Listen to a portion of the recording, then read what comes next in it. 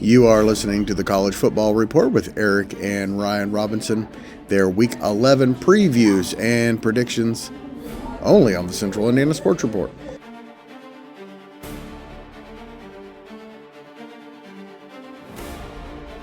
College football fans, to the Central Indiana Sports Report for this week's College Football Report with Eric and Ryan Robinson. Here to preview all the college football games from the weekend. Not all the games. The best games from around here and across the country. We got 4 local games and 6 national games. And I put our college football experts, Eric and Ryan Robinson, up against the rest of the Central Indiana Sports Report contributor lineup and some local media in a picks contest where I give each team 10 points. The more a team is favored, the fewer points they're worth. And congratulations to Kevin Helfrich of the Action Sports Network, our Week 11 winner with 27 points. Sam Frick of A&EC Sports up there in Fort Wayne scored 25. Ryan Robinson, 24. Your humble host, Greg Mengelt, tied with our old buddy Mike Rich, our Pacers guy, with 23 points. Michelle Garmer, the Tipton Tribune and Elwood call leader, and Will Rutherford of the Strictly Biased podcast, and Jay Stevens of the Kokomo Post all scored 22. And the leader through 11 weeks is Grant Schaus, our IU guy, also from the Action Sports Network, despite not doing very well the last couple of weeks. Hangs on to the lead with 307 points. Ryan Robinson, 305, just 2 points behind. And I'm just 7 points behind you, Ryan, with 298. Kevin Helfrich making a late push. He's going to be our winner in our high school picks competition. He has 288, tied with Will Rutherford. Michelle Gartman of the Tipton Tribune and Elwood call leader, 282. Jeremy Giggy, 276. Mike Rich, 275. Kate Hampton, 273. Elijah Poe, 271. And Eric Robinson, 259. Eric, it's been a rough couple weeks for you. Eric, it's been a rough couple weeks for you, but I think you're going to do well this week, right? I'm going to get 9 out of 10, at least 9 out of 10. There's only one game I even question. There's been a lot of good games. The games you've been picking, I mean, more than half of them have been like damn near 50-50 toss-up games. The local ones usually are. I tried to make the rest of them. We haven't had Ohio State in here very much because they dominate so much. And so we don't always get the best teams in here, but we do try to pick the best games. I've proven to not be so much of an expert. I did much better last year. This year, I'm taking it on the chin. Eric, just because you're not picking games right doesn't make you not an expert. You are definitely a college football expert. And since we're twins, that makes me an expert as well, right? Well, I think you're clearly the more expert. Ryan has 305 points, just 2 points behind Grant Schaus. He's going pretty well for you. So far, so good, but I'm down 2 to Grant. So that's through 11 weeks. So these next 3 weeks, I'm going to take the outlook that I'm Indiana Hoosiers with a minute 31 to go, no timeouts, and I got to score. So watch out, Grant. I hope you can make a catch in the end zone as nice as Omar Cooper's catch was. Unbelievable. How great was that play? Gosh, me and James were watching that play, and Gus Johnson, I thought he stroked out. He did stroke out. I know. Ugh. Awful. All right, once again, how we do this, every game is worth 10 points. The more a team is favored, the fewer points they are worth. And we start with our 4 local games, 3 of them at noon. So if you want to watch Indiana, Notre Dame, and Ball State, good luck. Noon on the Big Ten Network, our only game of the week, where one team is worth 9 and the other is worth 1. Your unbeaten second-ranked Indiana Hoosiers, 10-0 for the second straight year, is a huge favorite over the Wisconsin Badgers, who are 3-6. Guys, I have Wisconsin worth 9 if you're willing to take them. Yeah, I'm not going to even consider taking Wisconsin. Yeah, 28.5, the line right now, IU. Unreal. It's just, yeah, I mean, we can sit here and talk about how amazing and unbelievable 10-0, 2 years in a row. I'm still scratching my head. Like, how did You know what? one guy do this at IU? We haven't even had time to figure out how he's doing it. I know. Yeah, But but give me IU all day. This game won't even be close. I think this game kind of has a feel like the Illinois game, Yeah. where it's just going to be over with early. Or worse. I'm not sure the status of Elijah Surratt. I hope he's back and healthy. They're going to need him here at the end of the season to make a push into the college football playoffs. But Mendoza, when he's had some down moments, but when they need a play or they need a drive, he's been dynamite. So, and he's got so many weapons. He's very good. He throws a nice just ball. Bringing the weapons off the bench, Ryan. Yeah, we've never seen anything like this at IU. So I'm loving it. I like watching them. I think they're a fun team to watch. Even defensively, they're good on defense. So, and I love Signetti's on-field interviews. Those are always entertaining and sincere. At the end of the game at Penn State, when they had him on field, and you could tell he was almost speechless and almost teary-eyed. He's like, they refuse to lose. He was just as surprised as us fans at the end of that game, I think. Well, we haven't even had time to adjust to the idea that I use a football power, and there's no question that's legit. At this point, you just have no more words left to say. I can't think of a college football story in history that's been like this.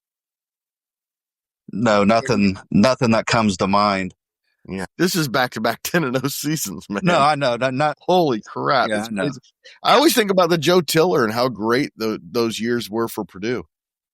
And it's nothing compared to what Signetti's doing at IU. I think maybe Drew Brees maybe had a year where they started 8-2, maybe. But, yeah, they went to the Rose Bowl. Never to the Rose Bowl, and it was great. But they were never anything like this. Yeah, it's fantastic. Great for the school. Great for IU football fans and all the new IU football fans. People are jumping on the bandwagon for sure. Remember when Bill Mallory and Anthony Thompson were the glory days? Yeah, that was 1989, 1990. Those were good teams, very good teams. Anthony Thompson was a stud. Not like this, though. Nothing like this. Noon on ABC, a battle of 7-2 teams. One of those not a surprise at all. That's your Notre Dame Fighting Irish, 7 straight wins. They are at Pitt. The 7-2 Pitt Panthers. I have Notre Dame worth 3. The Panthers worth 7. Eric? Yeah, this is a must-win for Notre Dame. Not so much a must-win for Pitt. Pitt can actually lose and still find a way to get into the ACC title game and make the playoff. Can you imagine a 3-loss team making the playoff? It could happen.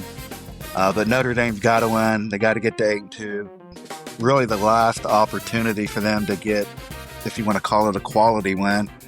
Pitt is ranked. They won 5 in a row. Since switching quarterbacks, they got a freshman quarterback that's been dynamite. He's thrown for 300 yards. I think 4 out of 5 games he started. One game he was over 400. But that offense can put up points, about 40 points a game. I think there's going to be a really good game. I like Notre Dame. I'm never going to pick against them. So I'm taking Notre Dame, but this will be a dogfight. I think this game, I look at it and I almost get a little bit concerned. But when you look at the matchup on paper, Notre Dame dominates in almost every area as far as passing, rushing.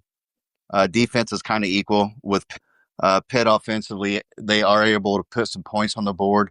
But I thought a strange quote from their head coach was, "We don't care if we lose this game 110-0, as long as we beat Georgia Tech and Miami the next 2 weeks." I thought that was kind of a misstep from him. You know, you're going into a game where you can knock Notre Dame out of the college football playoffs. That should be the only task at hand. And he's already looking forward to the next 2.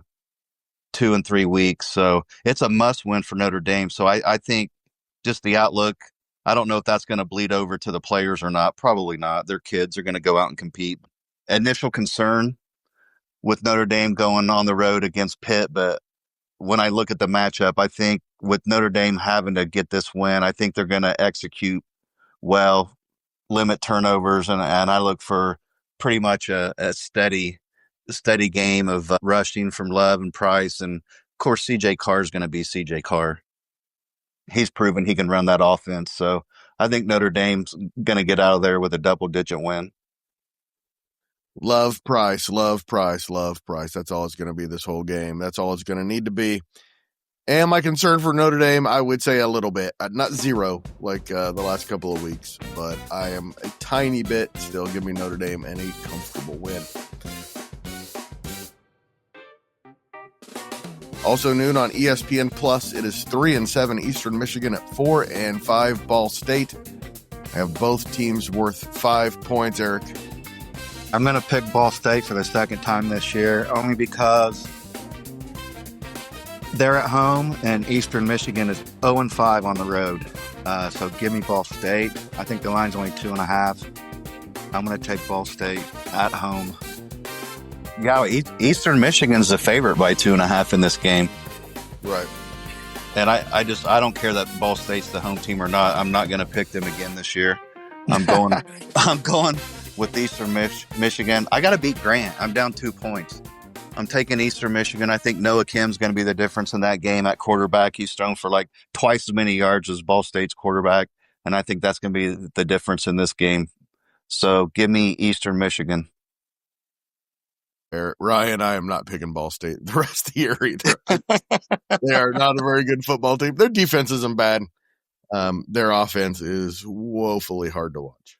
It's brutal. But they got 4 wins this year. That's a decent season for what they've been going through. Especially first-year head coach, and as it's been lately, you can definitely call this season a success, win or lose this weekend. Maybe he's building something there, but with the NIL and transfer, these mid-majors are going to be hurting every year. They're going to be building new rosters, just like Michael Lewis and the basketball team there. Yeah. Speaking of hard to watch, 7 o'clock on FS1, it's the 2-8 Purdue Boilermakers at 6-3 Washington. And honestly, the last couple of weeks, maybe the best 2 performances Purdue's had all year in losses to Ohio State and Michigan. I have Purdue worth 8, Washington worth 2. Does that tempt either one of you? I like Washington.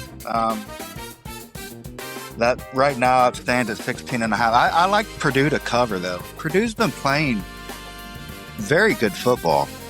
And I go back to what you mentioned, Greg, earlier in the year about their coach and watch out, and he's going to, do good things. I wasn't buying into it at the time, but they are way better than I ever thought they would be. When you watch them play, they've got talent. I like Washington at home, but I think Purdue can cover. I think Purdue's going to do a good job of covering in this game. They have been competing the last 2 weeks, and Coach Odom, he's going to end up building that roster. It's just year 1 for him, and we've over under on games was 2.5 going into the season, which isn't anything to get excited about. But I think he's got the program headed in the right track. They're at least competing in their Big Ten conference most of the time.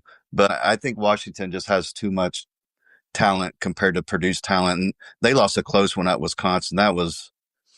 They led that game and then missed a field goal late, and it was pouring down rain. The conditions were just brutal. And Wisconsin's obviously not having a great year, but I picked Washington to win that game and came up short. But I think they're going to get it done this weekend against Purdue. Yep, Washington.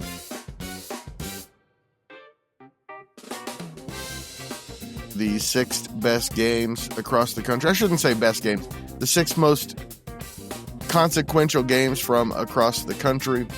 We start with a couple of noon games on Fox. It's 7-2 Michigan, surprisingly still in the Big Ten hunt. At 5-4 Northwestern, the Wolverines were 3, Northwestern were 7. Eric? Yeah, watch out for Michigan. I never thought I'd be saying that in week 11, but if they can win out, I think they're up to 18th now in the college football rankings. I'm obviously going to pick them this week over Northwestern. They're playing at Wrigley Field too, so that'll be pretty cool. But give me Michigan. But watch out. If they win out, that Ohio State Michigan game is going to be huge, like it always is. But this is going to be playoff berth worthy Yeah. if they Yeah. meet up. It'll be to see which team gets to play IU for the Big Ten championship. That game's incredible when Michigan's 5-7. You know, and as far as the matchup with Northwestern, I'm going to take Michigan too. I just think they're coming into their own a little bit. They got 6 freshmen on offense starting for that Wolverine team. You're going into week 9 games under the belt. And, you know, as freshmen go, with each week, you're going to grow. And I just think that's what you're seeing with this team right now. So I think they're going to go into Wrigley. That sounds crazy to say, but I think they're going to go into the friendly confines and get a win against Northwestern. I declared Michigan dead about 3 weeks ago, and they haven't lost since. I know.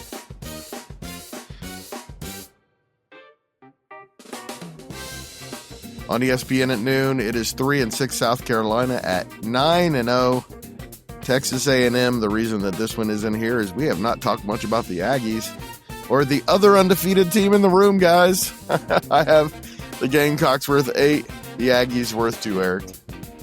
South Carolina, very disappointing season. I think I mentioned last week that Mississippi State and South Carolina are going to get one of these games eventually, but I don't see this happening this week for South Carolina.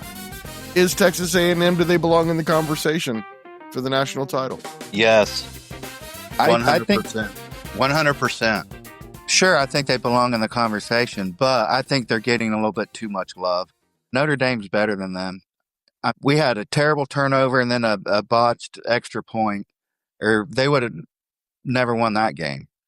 And everyone hates on Notre Dame, but we had Texas A&M beat, but they love Texas A&M. I mean, just par for the course.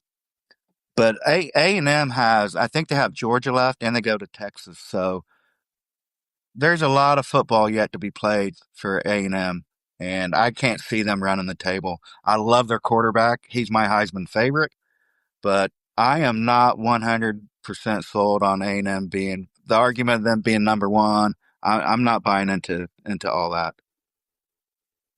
We've been saying it for 3 weeks now. Texas A&M's a great team, but they're not an undefeated level SEC team. I just don't see any way that they run the table out.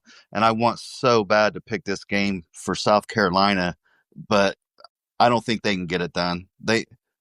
It's been an upsetting year for them. And I love Lenore Seller. I love Coach Beamer.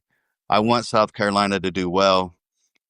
And I want to pick them so bad in this game because I know Texas A&M is going to lose a game. They will lose a game. I just think it's going to be next week or the weekend after. So, and I'm only down 2 to Grant, so I can't pick this severe of an upset. So I'm going to go with Texas A&M.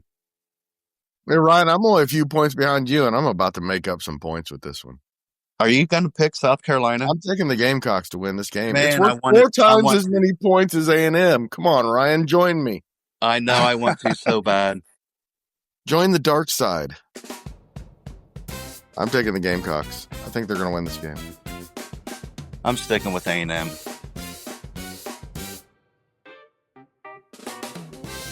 That's not going to be my only upset, by the way. Just a little spoiler coming up here. 3 games at 3:30 on ABC.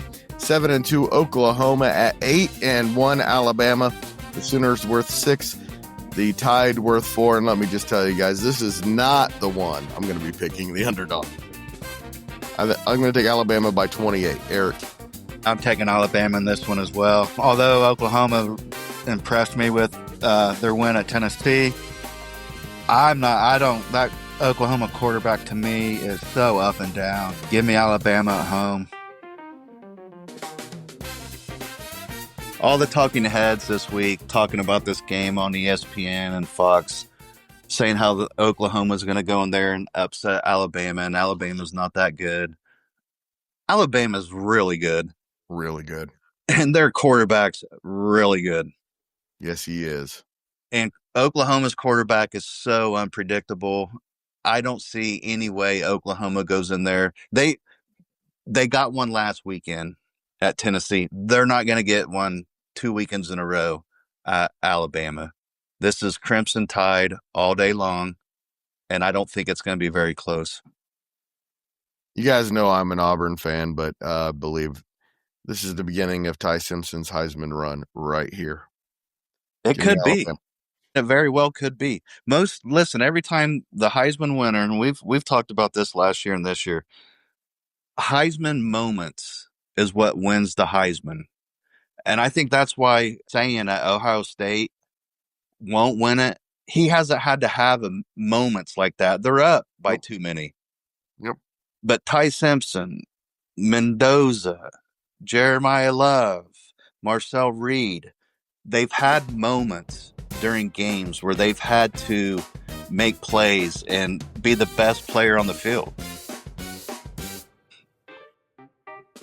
Also at 3:30 on ESPN2 for the ACC lead, it's 8-2 Virginia at 5-4 Duke. This is remember we had our preseason podcast where we picked all the conferences. Weren't we saying that Virginia at Duke game in week 12, that was going to be huge? We did. We had it highlighted and we couldn't wait for it. That's right. Both teams are worth 5. It's so weird that ACC football to me is just really ugly. I don't know what's going on with the ACC anymore. They all seem like the same team. You're watching the same team, like all of them. Yeah. Nobody wants to dominate anymore. And I'm glad Clemson's not doing it like they used to do it. But man, there's just no really good team. Miami has fallen so far down. Florida State's not good. I'm just going with my gut on this pick. I like Virginia to bounce back after a disappointing loss. They're on the road and they're a 4.5-point dog, but I'm going to take Virginia on the road. That's pretty gutsy. I know. I'm taking the Dukies. ESPN has them at 5.5. Whoa. Favorite. And I just think Virginia's been overrated all year long. That's just my opinion. Nice season for Virginia. I'm going to take Duke too. But I think this really is a 5-5 game. I think these two teams, both pretty average. Yeah, Duke got beat by Tulane, which, whatever you want to think about Tulane, but yeah, not a good loss.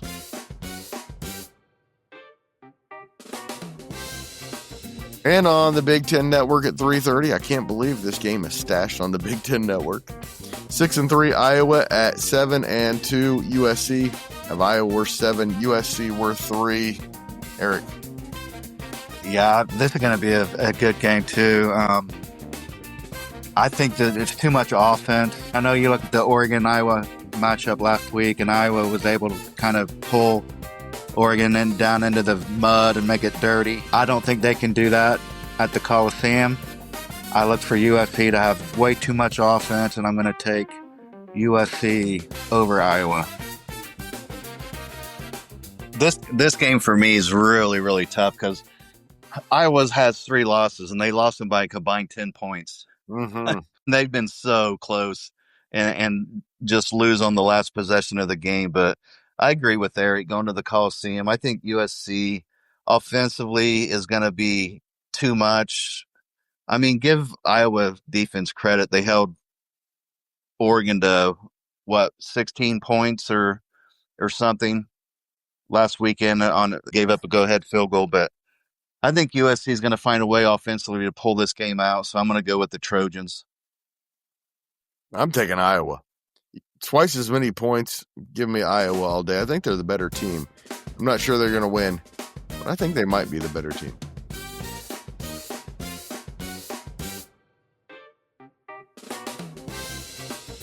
And one game at 7:30, our final game on ABC. 7-2 Texas at 8-1 Georgia. A game with all kinds of implications. The Longhorns worth 6. The Bulldogs worth 4, Eric. I'm not a Georgia fan. I'd love to watch Georgia get beat every week. I'm rooting really hard for Georgia in this game. They are the favorite. They're the home team. And I just want someone to put Texas to bed, like end it. I'm tired of it. I hear that. I'm tired of Arch Manning. I'm just tired of it. I'm taking Georgia. That being said, if Texas can find a way to win this, they are even more right back in the talk of the national title and the playoff and everything, with A&M coming to them in a couple of weeks. Yes. They were This dead is married huge. too. I'm telling you, if Texas wins this game, that's like hitting the reset button on their season. Yep. They are in the driver's seat. Yeah. And a few weeks ago, I said the SEC team that could win, we named a couple, and I named Texas only because they play defense. And you They have do. to have a defense still wins championships. It does. And we also mentioned to come out of that SEC, you're going to have a big road win. And I think that's what's going to happen Saturday. I'm taking Texas in this game. And I think that's going to like totally reset the SEC and Texas's season. And I think the Longhorns are going to score a big upset in Athens. I'm with you, Ryan. I'm taking the Longhorns as well. And it's going to be a good week for Greg in these picks, man. Oh, we're going to be tied for first after this weekend. I think I nailed it. Anytime I've ever thought that, I've been really bad. Hey, Erica, which game are you looking forward to most? Oklahoma, Alabama, or Texas, Georgia? Texas, Georgia. Yeah, that's going to be a good one because the loser, the trajectory of the winner and loser of this game is like the highest of high to the lowest of low. Yeah. I mean, you're eliminated. The loser's eliminated. Georgia's going to have 2 losses. They're not going to make the SEC title game. They're not going to have a head-to-head over Texas. You're looking at Alabama. It's already going to be ahead of them anyways. Yeah, there's too much at stake in this game. I can't wait to watch it. And not to mention Kirby Smart's interviewing for the LSU job. Yeah, who would have thought that? Is that true? That is true. Wow. Yeah. I'd never Georgia's heard that. alma mater, and he's taking an interview for the LSU job.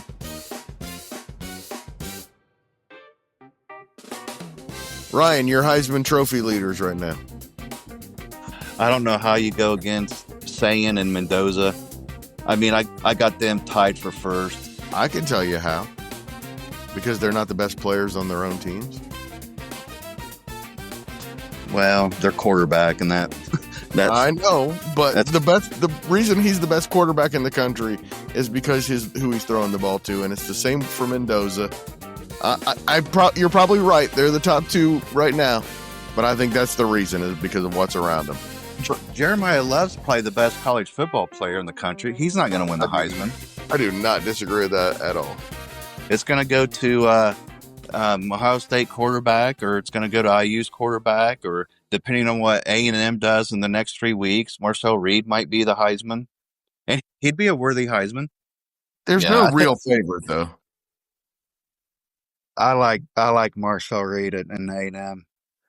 Just from what I've seen so far and what he has left to do in the matchups, it's going to be his to lose, I think.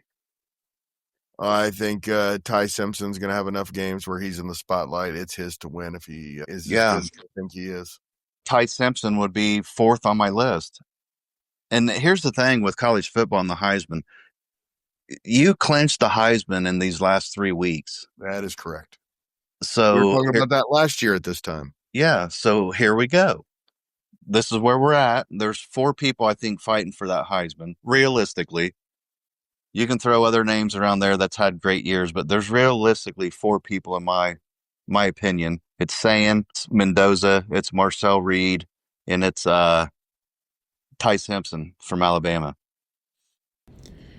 Thanks so much to Eric and Ryan, and thank you for listening. Please do us a favor and share this podcast with a college football fan in your life. The Central Indiana Sports Report is a product of ITG Media, and I love Susie.